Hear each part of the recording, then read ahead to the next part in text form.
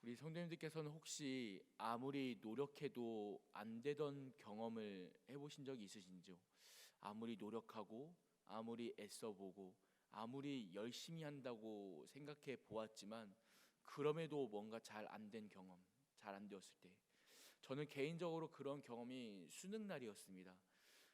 나름대로 열심히 공부해왔고 열심히 준비했다고 생각했는데, 그리고 뭐 19년을 쭉 다 공부 열심히 했다고 말하지 못하더라도 최소한 고3 1년만큼은 열심히 공부했고, 새벽같이 밤같이 뭐 시시때때로 막 공부하면서 열심히 노력했다고 생각해 왔는데, 그렇게 열심히 성적을 올렸고 열심히 준비했고 열심히 내 길을 나름대로 준비했다고 생각을 했는데, 그런데 정작 수능 날이 되어 보니까 예상치 못한 변수들이 참 많이 있더라고요. 그 사람이 긴장을 하면은 얼마나 땀을 쏟는지 그날 제 인생에 처음 경험했던 것 같습니다. 손바닥에 수능이라는 그 시험이라는 그 이름이 저게 얼마큼 긴장이 되는지 손바닥에 땀이 계속 나는데요. 특히 처음에 첫 번째 1교시 국어 시간에는 이제 문제를 풀고 나서 문제지를 넘기려고 하는데 손바닥에 땀 때문에 시험지에 들러붙어 가지고 이게 떨어지질 않는 겁니다. 수능 시험 날.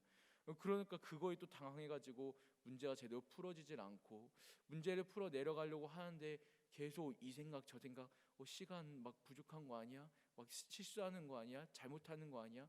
막 괜한 생각과 괜한 우려들 때문에 열심히 준비했던 시험 날 그렇게 제가 기대했던 성적보다 훨씬 더 낮은 성적을 받게 되었습니다. 그러고 보니까 정말 많은 생각이 들더라고요. 첫 번째로는 그 모든 상황을 피하고 싶었습니다.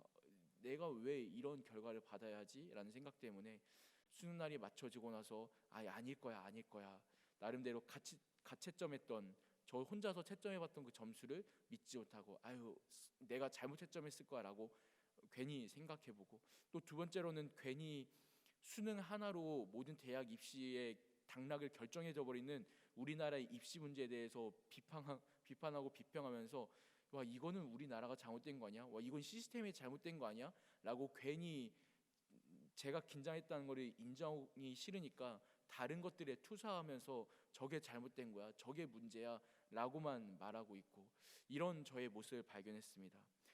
나름대로 열심히 노력했다 생각했고요, 나름대로 열심히 했다고 저는 느꼈습니다. 그런데 아무리 노력해도 안 되던 그런 순간이 있다는 것도 그때 처음 느꼈던 것 같습니다. 혹시 우리 성도님들께도 아무리 노력해도 안 되던 순간이 있었던 경험을 해보셨는지요?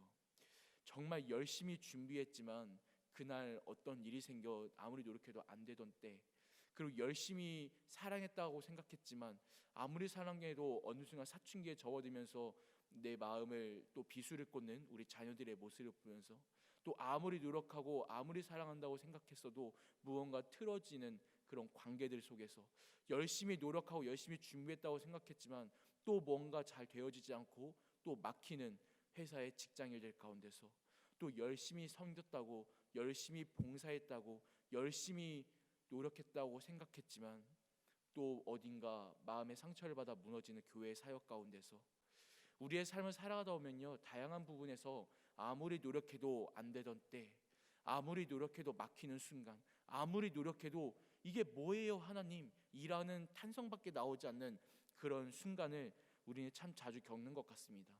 오늘날 본문 속에 기록된 지혜자의 말도 이러한 내용을 담고 있는데요, 아무리 노력해도 안 되는 순간, 그거를 지혜자와 우매자, 어리석은 자와 지혜로운 사람을 비교하는 이야기 가운데 이 이야기를 탄식을 녹여냅니다. 오늘 말씀을 보니까 14절에 뭐라고 기록하냐면요, 2장 14절 말씀에 이렇게 기록하고 있습니다. 지혜자는 그의 눈이 그의 머릿속에 있고 우매자는 어둠 속에 다니지만 그들 모두가 당하는 일이 모두 같으리라는 것을 나도 깨달아 알았도다. 이 지혜자가 말하기를 지혜자는 그 눈이 머릿속에 있을 만큼 밝은 길을 다니고, 그리고 우매자 어리석은 사람은 어둠 속에 다니면서 참 눈앞이 캄캄한 삶을 살아가지만, 그런데 알고 보았더니 그들 모두가 당하는 일이 결국 보니까 다 같은 일을 겪더라라는 것입니다. 아무리 지혜로워도 아무리 어리석어도, 아무리 똑똑해도, 아무리 무식해도, 아무리 열심히 살아도, 아무리 대충 살아도 알고 보았더니 결과가 같더라라는 것이죠. 그러면 이 지혜자가 말하는 결과가 무엇일까요? 그건 바로 죽음입니다. 죽음 앞에서는 그 누구도 피해갈 수 없더라.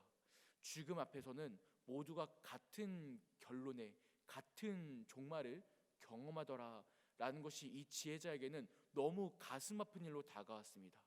나름대로 열심히 살았습니다. 나름대로 힘썼습니다. 나름대로 최대한 할 수 있는 만큼 해왔습니다. 근데 그럼에도 불구하고 죽는 것은, 그럼에도 불구하고 한순간에 닥쳐오는 죽음이라는 사건 사고들은 어떻게 할 수 없는 일이라는 것을 이 지혜자가 깨달았던 것이죠. 거기에서 이 지혜자는 무엇을 생각하냐면 부조리함을 겪게 됩니다. 부조리함. 아무리 노력해도 안 되는구나.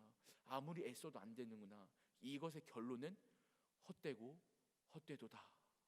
아무리 지혜로운 것도 헛되고, 아무리 노력하는 것도 헛되고, 내가 수고하는 모든 것이 헛되니 우리의 인생은 모든 것이 허무하다. 모든 것이 수증기와 같다. 안개와 같다. 한순간에 있다가도 한순간에 사라져버리는 우리의 삶은 그러니 헛되고 헛되니 모든 것이 헛되도다. 이러한 결론으로 다다르는 것이 이 지혜자의 이야기입니다. 그러면 우리도 생각해 봅시다. 정말로 그럴까요? 정말 우리의 삶은 부조리하고 우리의 삶은 아무리 노력해도 아무것도 안 되니 결국 모든 것이 헛되고 허무한 것밖에, 그냥 수증기, 그냥 잠깐 보였다 사라져버리는 그런 것밖에 안 되는 것이 우리의 삶인 걸까요? 우리 이것에 대한 결론을 내보기 전에 이 지혜자의 이야기를 조금 더 살펴보기 원하는데요. 이 지혜자는 이런 우리 삶에서 느껴지는 부조리함, 결국은 죽음 앞에서 모든 것이 같다라는 이 이야기 속에서 안타까운 사실 두 가지를 발견합니다. 첫 번째는 무엇이냐면 아까 우리가 쭉 이야기했던 것처럼 아무리 노력해도 안 된다는 것, 아무리 열심히 해야도 죽음이면 끝이라는 것. 여기에서는 몇 가지 이야기가 있는데 부자도, 아무리 돈을 열심히 벌어낸, 아무리 열심히 살아간 부자도, 그리고 아무리 귀찮고 아무리 대충 살고 아무런 노력 없이 살아간 이런 사람들도 결국 똑같이 죽음 앞에서는 평등하다는 것. 그리고 아무리 지혜로운 사람도, 그리고 아무리 어리석게 살아간 사람도 결국 죽음 앞에서는 똑같다는 것. 이 똑같다는 사실이 이 지혜자에게는 너무 가슴 아픈 일로 다가왔던 것입니다. 똑같다는 것. 때로는 평등이라는 것이 정말 좋은 것 같고, 때로는 같은 삶을 살아간다는 것이 정말 좋은 이야기로 우린 들리겠지만, 그런데 그럼에도 우리는 나름대로 노력한 만큼의 보상을 받고 싶어 합니다. 내가 열심히 했으면 조금 더 잘 살 수 있는 거 아니야? 내가 이만큼 사랑했으면 그만큼 뭔가 받을 수 있는 건 아니야? 내가 이만큼 열심히 했으면 그만큼 뭔가 더 기대할 수 있는 거 아니야? 라고 우린 생각합니다. 하지만 이 지혜자가 너무 가슴 아픈 것은 그러나 죽으면 끝이라는 것입니다. 어쩌면 오늘 우리 가운데도 가슴 아픈 일이 있을지 모르는 것이고, 오늘 내 삶 가운데도 정말 마지막 순간에 경험하게 될지 모르는 것입니다. 도적같이 임하는 그때, 도적같이 임하는 그날이 오늘 나에게 찾아올지 모른다는 것. 결국 죽음 앞에서는 어떤 지혜도, 어떤 권능도, 어떤 힘도, 어떤 노력도, 모든 것도 헛되다는 것. 이것은 이 지혜자에게 있어서 결국 인생은 헛되구나, 인생은 부조리하구나, 인생은 불가항력적인 힘 앞에서는 아무것도 아니구나 라는 허무주의에 이르게 되는 것입니다. 두 번째로 이 지혜자가 발견한 또 다른 부조리함인데, 그것은 때로 살아가다 보니까 아무리 노력해도 나보다 악인이, 더 악한 사람이 더 잘 되는 순간이 있더라는 겁니다. 우리도 이런 거 많이 경험하지 않습니까? 때로는 내가 열심히 정직하게 공부해서 낸 결론보다 옆에서 컨닝해서 시험 본 어떤 어리석은 어떤 악한 친구가 더 좋은 결과를 받는 때, 또 내가 정직하게 돈을 벌고 정직하게 일궈냈던 내 사업장과 내 집이 있는데, 근데 알고 봤더니 저기서 뒷돈 쓰고 뒤에서 공작 부린 저 사람이 뭔가 더 성공 가도를 달리고 있을 때, 내가 더 열심히 정직하게 해오고 정직하게 일터온 내 재산이나 이런 것보다 저기서 무언가 거짓말 한 번으로, 악한 행동 한 번으로 더 많은 돈을 벌어낼 때, 그럴 때 우리는 참 많은 부조리함을 느낍니다. 이게 뭐지? 난 정직하게 산다고 정직하게 살았는데 저저 거짓말하고 뒷돈 쓴 사람이 더 잘 되는 이 사회를 올 때, 야, 이거 참 안 되겠구나. 야, 이거 정직하게 살아서 번 보람이 없구나 라고 우리는 느낍니다. 뉴스나 이런 언론들을 보아도 마찬가지입니다. 정직하게 살아오고 하루하루 열심히 살아오는 사람들 정말 많이 있지 않습니까? 근데 그런 사람들에 비해서 뉴스를 보면은 막 이상한 막 마약 같은 거 팔고 막 거짓말하고 사기치고 이런 사람들이 벌어들이는 수익들을 보면요, 몰래 막 회사 이런 공금 횡령하고 이런 사람들은 그 기본으로 억 단위를 넘게 벌어들입니다. 수억, 나는 평생 한 번도 만져본 적 없는 돈들이 뉴스에서 너무 쉽게 거론된다는 것이죠. 그러면 이건 뭡니까? 이거 우리는 왜 정직하게 사는 것이죠? 이 땅의 수고들을 생각하면은 우리는 정직하게 살 필요가 없습니다. 이 지혜자의 말이 그런 것이죠. 아무리 노력하고 아무리 지혜를 구하고 아무리 정직한 삶을 구한다 하더라도 결국 결론은 악인과 같으니, 아니 때로는 악인이 더 잘 사는 것 같으니 이거 인생 참 수증기와 같구나, 안개와 같구나, 헛되고 헛되구나 라는 결론에 이른 것이 지혜자의 주장인 것이죠. 여기까지 이야기를 들으면 여러분 어떻습니까? 그럴듯하지 않나요? 너무 맞는 말인 것 같지 않습니까? 그런데 이 지혜자가 계속 결론적으로 말하는 것이 원어적인 의미로 헤벨, 헛되고 헛되도다. 이는 다른 말로 풀이하면 우리의 삶은 안개와 같다, 허무하다 라는 결론을 내리는 것입니다. 너무나 맞는 말인 것 같습니다.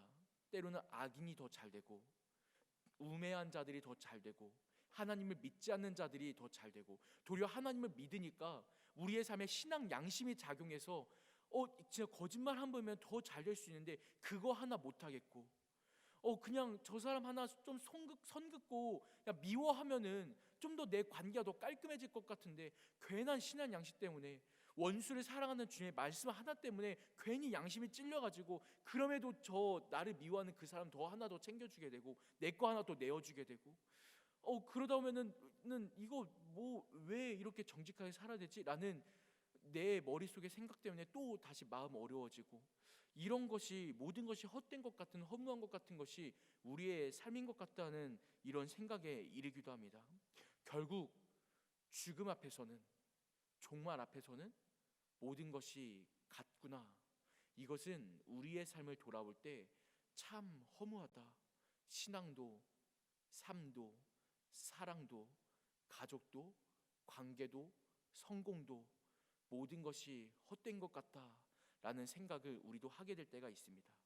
그러나 여기에서 우리가 이 지혜자가 말하면서 다른 길을 내어놓는 것을 우리가 조금 더 깊이 살펴보아야 하는데요, 이 땅에서의 지혜는요, 이 땅에서의 지식은요, 이 땅에서의 생각은요, 해 아래에서의 지혜는 우리에게 모든 인생은 죽음 앞에 아무것도 할 수 없으니 다 같다, 헛되다라고 말할 수 있을지언정, 그러나 우리가 생각해 볼 것은 우리의 삶을 주관하시는 해 너머에 계신 그분의 시선으로 우리의 삶을 바라볼 때에 우리의 끝은, 우리의 종말은 결코 거기에서 끝이 아니라는 것이죠. 우리는 종말을 죽음을 종말로 생각하고, 우리는 끝을 죽음을 끝이라 생각하며, 우리는 끝을 현실이 지금이 어떤 끝이라고 생각할 때, 그러나 하나님께서는 우리의 끝을 그 정도로 선그어두지 않으셨다는 것입니다. 이것이 무슨 말일까요? 모든 사람은 죽음을 경험합니다. 삶의 종점은 죽음인 것 같습니다. 이것이 성경에서 말하는 첫째 죽음입니다. 누구도 이 죽음을 피해갈 수 없습니다. 심지어 예수님도 첫 번째 죽음을 경험하셨죠. 십자가 위에서 말입니다. 누구도 이 죽음을 피해갈 수 없는 것 같습니다. 그렇기 때문에 우리는 생각하기를 죽음 앞에서 모든 것이 같구나라는 결론에 이릅니다. 하지만 삶의 종점을, 삶의 끝을 죽음으로 두면은 당연히 모든 것이 헛된 것으로 결론이 이루어지지만, 우리의 삶의 종점을 그 너머로 생각하면, 영원에 이르는 것을 생각하면은 우리의 끝은 너무나 다른 결과를 맺게 됩니다. 성경은 말하기를 그 죽음 이후로 가면은 그 진짜 지혜가 무엇인가가 드러난다고 말합니다. 그럼 여러분, 진짜 지혜가 무엇일까요? 해 아래에서 이 땅에서의 지혜가 아니라 진정한 지혜는 무엇일까요? 진정한 지혜는 성경에서 말하기를 하나님을 아는 것이 진짜 지혜라고 계속해서 제안하고 있습니다. 성경을 보면은 구약 성경을 몇 개의 단락으로 나눌 수 있는데요, 그 중에 지혜서라는 책들이 있습니다. 시편, 잠언, 전도서, 아가서, 이런 책들을 지혜서라고 부르면서 우리에게 삶의 지혜가 무엇인가를 말하는데요. 우리 지혜서도 우리에게 지혜를 말해주는 책입니다. 헛되고 헛되도다 말하는 것이 삶의 지혜인 것 같지만, 그것은 죽음을 종점으로 결론 지었을 때의 지혜가 헛되고 헛됨에 이른 것뿐이고요. 그러나 이 죽음을 너머의 세계를 보면, 해 너머의 세상을 생각해 볼 때의 지혜를 따지면은 이 땅의 것은 헛될지언정 그러나 그럼에도 불구하고 영원한 것이 있다라는 결론으로 이르게 됩니다. 그것은 이제 전도서 맨 마지막 부분에 나오는데요. 그러면서 해 너머에 계신 하나님을 바라보게끔 우리를 인도해 갑니다. 결론은 무엇이냐면요, 우리의 삶의 진짜 지혜는 죽음 앞에서 끝나는 것이 아니라 죽음 너머의 영원을 바라보는 것, 영원한 삶을 인정하는 것. 그 이 땅에서의 우리의 삶은 때로는 헛될 수 있다는 것을 인정하지만, 그것을 넘어 영원의 삶 또한 있다는 것을 함께 인정하는 것, 그것이 지혜다라고 오늘 지혜자는 우리에게 말해주고 있는 것입니다. 우리의 삶도 마찬가지입니다. 우리는 때로는요, 내 삶의 종점을 나 스스로 정해놓을 때가 있습니다. 여러분들이 생각하는 종점은 언제입니까? 학생들에게 있어 종점은요, 때론 수능이 종점일 때가 있습니다. 그러면 여러분 무슨 일이 생기냐면요, 수능 하나로 내 인생의 가치를 정해버립니다. 수능의 점수가 내가 살아도 되는지 죽어도 되는지 결론이 되어져 버린다고요. 그래서 수많은 학생들이, 요즘에는 그런 기사가 많이 뜨지 않지만 예전에는 제가 수능 볼 때 한 10년 20년 전쯤 하더라도요, 수능 날만 되면은 마포대교에 막 경찰이나 이런 막 그 시민단체들이 막 이게 다니면서 순찰을 돌곤 했습니다. 왜냐하면 수능이 끝나서 그 점수 때문에 마음이 낙심되어 죽음을, 그러니까 스스로 생을 마감하려는 그런 학생들이 너무나 많았기 때문이에요. 수십 명의 학생들이 그런 결론을, 자신의 삶을 결론을 지었기 때문입니다. 그렇게 수능을 내 삶의 종점으로 생각하면은 그 수능으로 내 삶의 모든 걸 결정지어 버립니다. 이것뿐만 아닙니다, 여러분. 어른이 되어도 마찬가지인 것 같은데요. 어른이 되어도 때로는 사업 한 번으로 내 삶을 결정짓는 순간이 있습니다. 관계 하나로 내 삶의 종점을 찍는 경우가 있습니다. 내 감정으로, 내 우울함, 내 불안감, 내 고독함, 내 답답함, 이런 감정으로 내 삶의 종점을 찍는 순간들이 있습니다. 여러분들이 생각하는 여러분의 삶의 종점은 어디입니까? 종점은 어디입니까?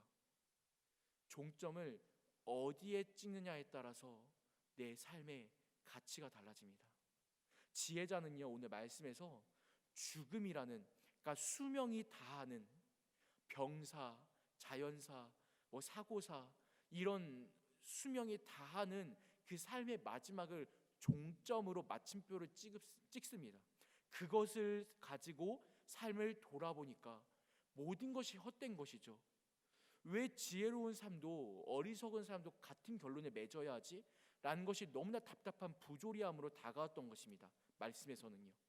그리고 또 죽음이라는 것을 종점으로 찍고 생각해 보니까, 나보다 더 잘 나가는 저 악한 사람들은 뭐야? 저 죄인들, 하나님을 알지 못함에도 불구하고 나보다 더 편하게 살아가는 것 같은, 나보다 더 자유롭게 살아가는 것 같은 저 사람들은 대체 뭐야? 어떻게 이해해야 해? 라는 답답함이 이 지혜자가 찾아왔던 것이죠. 죽음을 종점으로 두었을 때요. 그런데 성경은 우리에게 계속해서 권면하는 것이 무엇이냐면, 그 죽음 너머에 그 세계가 있다는 것을 우리에게 말합니다. 그 나라가 있다는 것을 말합니다. 예수께서 우리에게 하나님의 나라가 있음을 계속해서 말씀하시며 보여주는 삶을 살아내십니다. 그 나라가 어떠한 곳인가, 그 나라가 얼마나 아름다운 곳인가, 그 나라가 우리에게 어떠한 소망이 되는가를 그 삶으로 보여주시며 살아가십니다.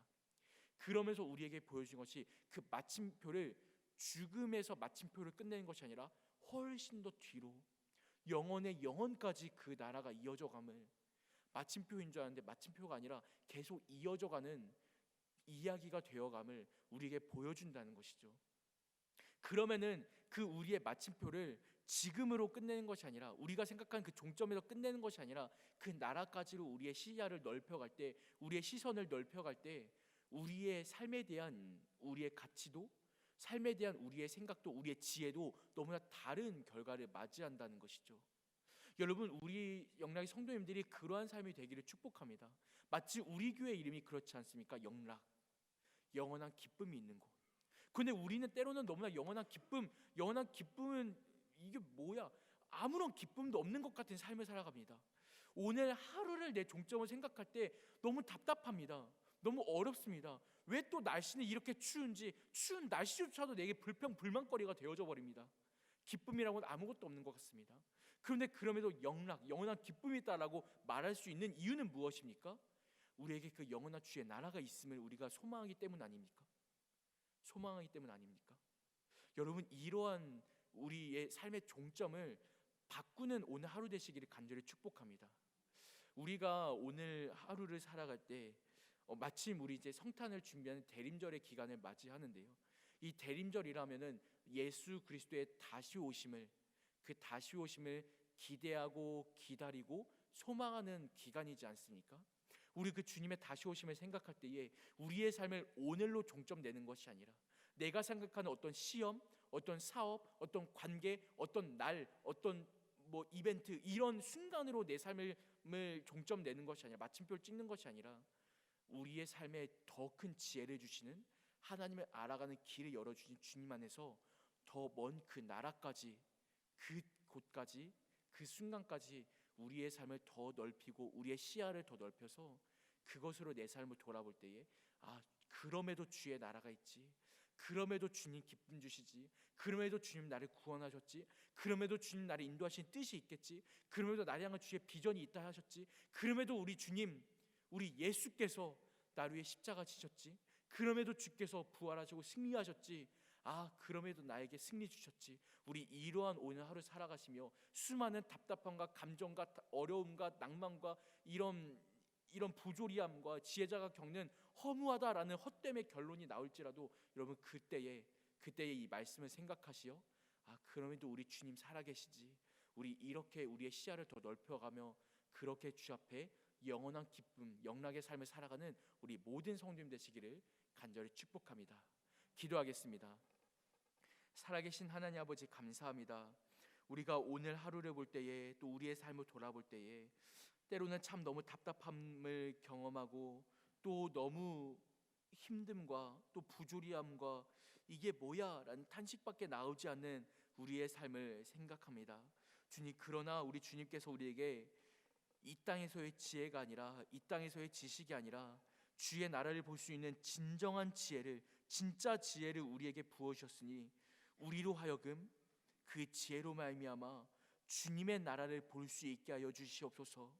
이 시간 주 앞에 간구하며 기도할 때에 우리의 마음의 눈이 뜨여지게 하시고 믿음의 눈이 넓혀지게 하시고, 주의 지혜로 말미암아 우리가 지금 이 순간으로 내 삶을 결정짓는 것이 아니라 주님의 나라를 보기까지, 주님의 나라를 알기까지 주님으로 말미암아 내 삶을 다시 생각할 수 있는 그 놀라운 지혜의 역사가 일어나는 이 시간 될 수 있도록 함께하여 주시옵소서. 우리에게 지혜 주시는 우리 주님을 의지하며 이 시간 주 앞에 예물 드리는 손길들이 있습니다. 1,000번제의 헌금으로, 또 100일 작정 기도 헌금으로, 또 사랑의 쌀 나누기 헌금으로 주 앞에 간구하며 나아갑니다. 주님밖에 붙잡을 곳이 없어 주의 옷자락이라도 만진 심정으로 주께 예물 드리며 주 앞에 기도의 제목을 내려놓습니다. 주 앞에 간절한 마음으로 내려놓습니다. 우리가 때로는 우리의 삶을 그 종점이라 생각하며 결론 지을 때, 그러나 우리에게 더 넓은 주의 나라가 있음을 보여주시며 치료하시는 분이 계시고, 우리의 삶을 인도하시는 분이 계시고, 우리의 어떤 병이라도 회복시키시는 주님이 계심을 우리에게 밝히 보여주셨사오니 그 주님을 붙잡고 나갈 때에 놀라운 치료의 역사가 일어나게 하여 주시옵소서. 놀라운 회복의 역사가 일어나게 하여 주시옵소서. 이 자리에 몸이 아프고 마음이 답답한 성도들이 있다면, 그리고 그렇게 주 앞에 기도하며 나아가는 온라인으로 예배하는 성도들이 있다면, 주 그 모든 기도 제목 주 앞에 내려놓을 때에 주로 말미암아 치료받고 회복되는 놀라운 기도 시간 될 수 있도록 이 시간 붙잡아 주시옵소서. 또한 주 앞에 예물 드리며 사랑의 쌀 나눔으로 주님의 사랑 나누기를 간구하며 나가는 손길이 있습니다. 하나님, 이 손길을 통하여 주님의 나라가 넓혀지게 하시고 주님의 나라가 확장되게 하시고 예수 그리스도의 사랑이 이 지역, 이 땅, 이 온 나라에 퍼져나갈 수 있도록 주여 들어 사용하여 주시옵소서. 오늘도 우리 삶에 지혜 주시며 주님을 찬양합니다. 우리가 오늘 하루 살아갈 때도 매 순간, 매 상황, 매 모든 시간마다 주님의 살아계심을 다시 한번 깨닫게 하시고 주님의 살아계심을 다시 체험하는 놀라운 지혜자로 살아가는 우리 모든 성도 될 수 있도록 함께하여 주시옵소서. 오늘도 우리의 기도 들으심을 믿사오며 살아계신 예수님의 이름으로 기도합니다. 아멘.